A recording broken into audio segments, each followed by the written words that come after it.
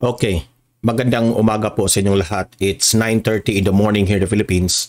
At pag-uusapan natin itong si General Bantag at itong si Presidente Bongbong Marcos. Para sa akin, no, may mga taong pilit na pinag-aaway itong si General Bantag at itong si Presidente Bongbong Marcos. Yan ang aking analysis dito eh. Pilit ninyong siraan itong si General Bantag kay Presidente Bongbong Marcos. Itong si Bantag, pumunta sa graduation ng kanyang anak dyan sa PNPA kahapon. So nagkaharap itong si Bantag at si PBBM at nagkatabi sila dyan sa entablado. No? Ngumiti pa nga itong si Presidente Bongbong Marcos kay General Bantag. No? Nagkatinginan sila. But itong si Bantag medyo hesitant, no, na mag-smile sa ating Pangulong Bongbong Marcos. Hesitant siya eh. Pero nakita ko kasi sa mata ni Presidente Bongbong Marcos na he is trying to make friends o to make contact with General Bantag kahapon sa graduation ng mga PNPA. Pero si Bantag tumingin ulit kasi gusto rin niyang parang ni-welcome niya itong si PBBM na okay naman ako sa iyo. Parang ganyan ba? Kasi, pero pagtingin ni Bantag, hindi na nakatingin si PBBM. Para talagang, there were awkwardness doon sa entablado. Nakita ko yan eh. Hindi tayo bobo dito sa ating channel eh. No? So ayan, nakita mo sa picture, nasa tabi yang ni PBBM yung anak ni General Bantag. At itong si PBBM, very happy, nakatingin, walang plastikan. At itong si General Bantag, hesitant pa. Pero ito, alam kong itong si General Bantag, sabi pa nga niya sa interview, mahal na Pangulo eh. Di ba? So, malaking bagay ito. Itong si General Bantag, may respeto pa rin kay Presidente Bongbong Marcos. No? Pero meron lang talagang mga taong pilit pinag-aaway itong dalawa. Okay? So, itong para sa akin, no, maraming para sa akin, may mga opisyalis dyan sa gobyerno na pilit i-feed kay PBBM na masamang tao si General Bantag. Na hindi nyo alam, no, kayong mga nasa gobyerno dyan na pilit na pinag-aaway itong dalawa, na malaking tulong ito si General Bantag dyan sa Bucor. No? Ganyan kasi tayo eh. Kapag may successful na tao, sinisiraan. Isa pa itong mga vloggers na ito, no, na mga isyong ganito, pinalaki yung mga isyu na ganito. Di ba? Alam ko na itong si Presidente Bongbong Marcos ay unti-unti nang nauunawaan. Nauunawaan niya na itong si General Bantag, marami itong supporters. At maraming naniniwala dito kay General Bantag na mabuting tao ito. Itinalaga ito ni Presidente, former President Duterte eh. Di ba? Ayaw ba natin yung ganitong style na tao na hate yung drugs? Di ba? Nakakatulong yan. Alam ko na itong si Presidente Bongbong Marcos na merong isang buwan na bumaba ang kanyang rating. Hindi naman masyadong bumaba ang kanyang rating dahil nga dito kay Remulla. Ang kamalian ni Remulla ay yung nagpapamedya siya tungkol dito kay General Bantag. Di ba? Bumaba. Dahil maraming supporters itong si General Bantag. Ngayon, itong si General Bantag, maipapakita akong video sa inyo na in-interview pa nga ito ng mga media doon. No? Because ang nangyari doon sa PNPA na commencement exercise, parang sabi pa nga ng mga mainstream media, nagkasalubong ng landas. Hindi in-expect na sila, no? Nagkatabi sila, no? So, binasa ko yung mga body language eh. Bantag is willing to make conversation with Presidente Bongbong Marcos. At ito naman si Presidente Bongbong Marcos, ang kanyang mensahe kay Bantag, ngumiti siya kay General Bantag. They are both hesitant. No? So, alam ko na itong si PBBM unti-unti nang naniniwala about kay Bantag. Na? Para sa akin, sir, alisin nyo na yan si Katapang dyan sa Bucor. Yan ang nagdulot. Ano yan eh? Tauhan yan ni Pino yan si Katapang eh. Okay? So, bago ko ipapakita yung video na yan, no? Ng binalita na nagkatabi itong dalawa, help me na i-like at i-share itong video natin para kakalat ito sa Facebook at YouTube. Okay? Sabay-sabay tayong mag-like and share. Ready? Like and share muna tayo. 1, 2, 3, go.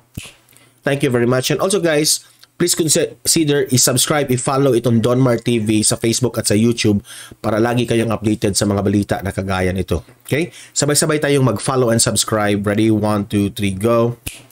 Thank you very much. And also guys, itong Caveman Coffee, bili na kayo sa Shopee. Recommended ko itong Caveman Coffee. At ito ating t-shirt natin ng Donmar TV. Available also sa Shopee. You can buy that one bilang suporta nyo sa akin at sa Donmar TV na rin. Okay? So, ipapakita ko itong video, balita na ito, at sabay-sabay tayong mag-react dito. Okay? Let's play the video. Naging sentro ng atensyon ang pagdalo ni suspended Bucor Chief Gerald Bantag sa graduation rites ng Philippine National Police Academy sa Silang Cavite ngayong araw. Siya po bang panauhing pandangal sa okasyon si Pangulong Bongbong Marcos. Sandaling nagkasama sa stage sina Bantag at ayan ha. Sandaling nagkasama sa stage. PBBM nang tanggapin ang ayan. Anak, ito, ayan na, anak ni General Bantag na ang nag-receive sa diploma. Okay? Suspended Bucor Chief ang diploma ng kanyang anak na kadete. Oh, tumingin si Bantag ha. Tumingin si Bantag. Si Marcos, tapos na siyang tumingin kay Bantag. Ngumiti si kita mo ang ngiti. Hindi yan plastic yung pangngiti ni PBBM dyan. Sabi ni Bantag, hindi raw sila nakapag-usap ng Pangulo, pero umaasa pa rin siyang makakabalik siya sa pwesto. Ayan oh, nagkatabi yung dalawa. Pero si Bantag naman, makita ko sa kanya body language, he is very proud sa kanyang anak. Si Bantag ang tinuturong no, tumingin ulit si Bantag kay Presidente Bongbong Marcos. Oh, tumingin siya. To pay respect sa ating presidente. Mastermind sa pagpatay sa broadcaster na si Percy Lapid noong October diba? 2022. Mariin niyang itinanggi ang paratang. Hindi pa naman ako tapos as Okay. Ating i-analyze itong mga sinasabi ni General Bantag, ha? Ating i-analyze ito. Okay. tapos as Director General doon. Hindi pa ako nadidismiss. Hinihintay ko lang at nire-respeto ko kung anong maging desisyon ng ating mahal na Pangulo. Oh, ginamit niya, mahal na Pangulo. Sabi niya, suspended pa lang siya sa Bucor. So, hindi pa siya totally in-out ni Presidente Bongbong Marcos. Si Katapang dyan ang yung sagabal dyan eh.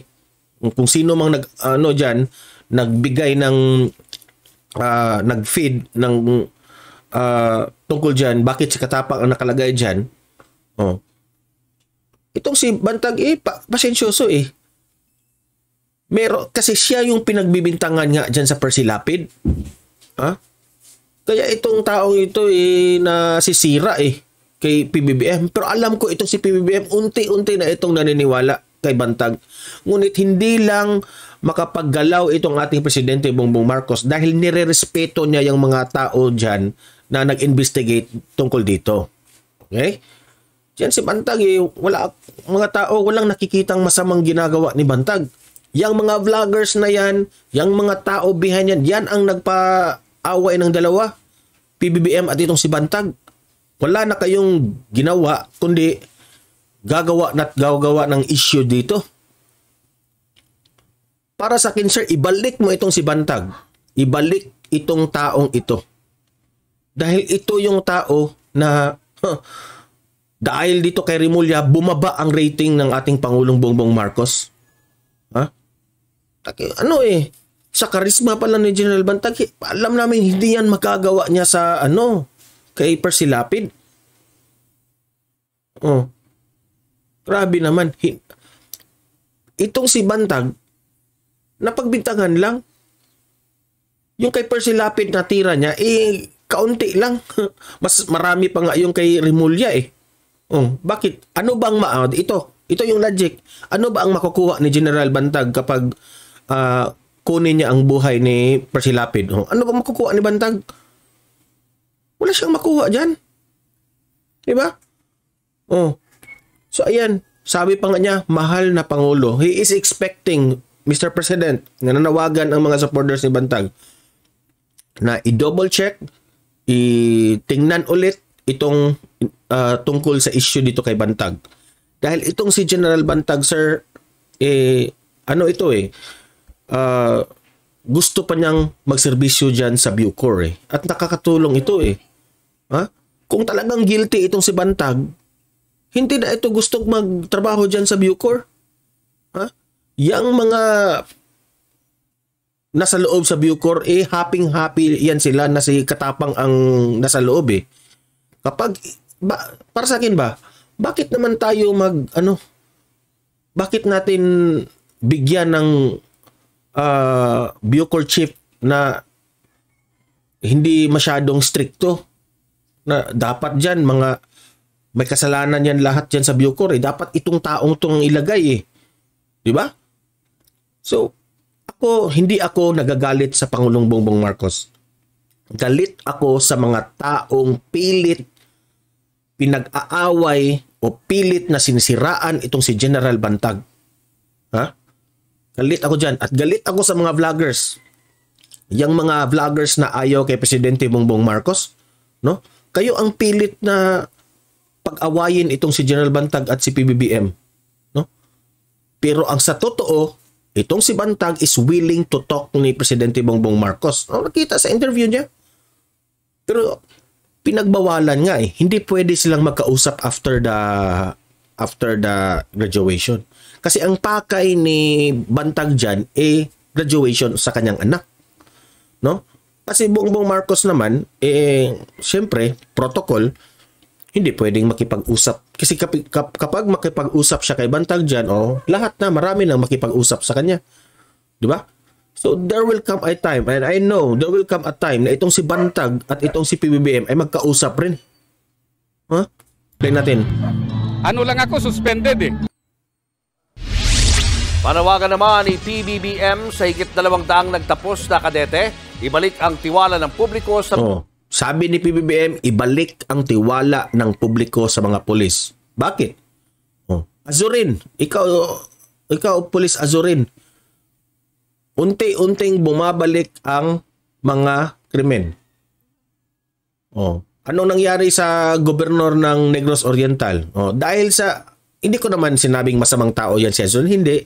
Ang gusto ng taong bayan na gawin mo, Chief PNP Azurin, medyo stricto ka. Kasi merong mga pasaway na pulis ito ayan, mga graduates yan. Pero kapag ang kanilang leader medyo weak, na hindi masyadong stricto, hindi sila pinipressure, yan. Pupunta yan sa mga, mga illegal na nakakahiya Di ba? So, yan ang panawagan ng taong bayan, PNP, Chief PNP Azurin. Maging kamay na bakal ka. Kasi kawawa yung mga inosenteng mga nabiktima na mga taong bayan. Di ba? Itong mga kriminal na ito, may guts ng pumatay. Dahil alam nila na hindi sila takot sa PNP ngayon. Mga pulis, kasunod yan ng sinasagawang internal cleansing ng PNP na humantong pa sa mass courtesy resignation. Isa pa, dito sa mga vloggers na itong si PBBM ang biniblame na hindi raw, unti-unti na raw bumabalik yung krimen dahil ganun, ganyan. Hindi natin lahat ibuhos ang blame sa presidente. Binigyan na sila ng mga instruction sa presidente na ganito ang gawin nyo. Kayong mga tauhan ng presidente, do your part also because Presidente Bongbong Marcos is doing his part. Hindi lang siya tututok dyan sa side ng mga kapulisan o kasundaluhan. Marami itong iniisip ating Pangulo.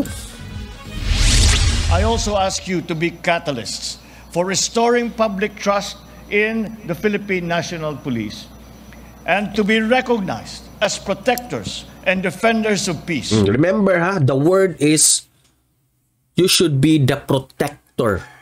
So ang tanong, sa anong i-protect nyo? Ang taong bayan. Now, how can you protect the taong bayan na kung itong mga kriminal na ito hindi natakot sa inyo? Yan ang isipin mo, Azurin. Order and human rights. Most importantly, keep in mind to fulfill your duties and responsibilities. Fulfill your duty and responsibility. O ano ba ang duty ninyo? Ang duty ninyo is overcome those criminals, protektahan nyo ang taon bayan. Di ba? O. Ang tanong, nagawa nyo ba yan? With fairness and impartiality regardless of status in society. Regardless of status in say, kahit ano ka pa, congressman ka pa, kung senator ka pa, o kung ano man ang katayuan mo sa buhay, you have to overcome that one. Kung merong ginagawang masama, uhulihin. Okay, yan ang topic natin ngayon. So, dito lang ako na dito lang ako talaga galit na galit. Dahil nasasaktan ako dahil nangangailangan ang taong bayan na mga kagaya nitong si General Bantag. Nangangailangan tayo ng ganitong style na pag-uugali ng isang opisyal no? Para sa akin, alisin na yang si Katapang, sir. Ipalit nyo na yan si General Bantag, no? Wala kasing wala kasing para sa akin hindi takot Hindi sila takot kay General Katapang. Ha? At ito pang si General Katapang, itong si Rimulya, ipilit pang sinisiraan itong si Bantag. Kahit, hindi ko alam kung kahit anong na lang kasong ibinigay dyan. No? Kawawa itong si Bantag But itong si Bantag is still hoping na ibalik ito sa Bucor. Alam nyo, Presidente Bongbong Marcos, mahal ka ng taong bayan, mahal ka namin. Kapag ibalik mo yan si General Bantag sa Bucor, ha? Mr. President, kapag ibalik nyo yan sa Bucor, tataas at tataas ang rating mo. At yung moral ng PNP, dyan sa Bucor rin, at kahit tataas rin yung moral na yan. Basta, sir, alam namin na ginawa mo ang lahat ng trabaho mo. Walang mali sa inyo. Yung mga tauhan mo lang, yung medyo palpak, alisin nyo yan, palitan ng bago. Sir, trust me. Maraming matutuwa. Okay? Sana naman, Presidente Bongbong Marcos, sometimes pakinggan nyo ang mga hinanaing ng taong bayan dahil ang taong bayan ang naghalal sa iyo bilang Presidente ng Pilipinas. Yun lang po. Okay? Mahal ka namin. Mahal namin itong si General Bantag. Hopefully, meron itong kaayusan at the end of the day. Okay? Positive lang tayo na ito ay maaayos at mabalik na itong si General Bantag dyan sa Bucor. So guys, help me na i-like at i-share itong video natin para kakalat ito sa taong bayan. Okay? And also, help me na i-subscribe at i-follow ang Don Mar TV para lagi kayong updated sa mga balita na kagaya nito. Mag-comment, mag-react, babasahin natin ang opinion nyo tungkol dito sa pangyayari na ito. Okay? So guys, hanggang dito lang itong video na ito. Have a great day. God bless sa inyong lahat at mahalin natin ang bansang Pilipinas.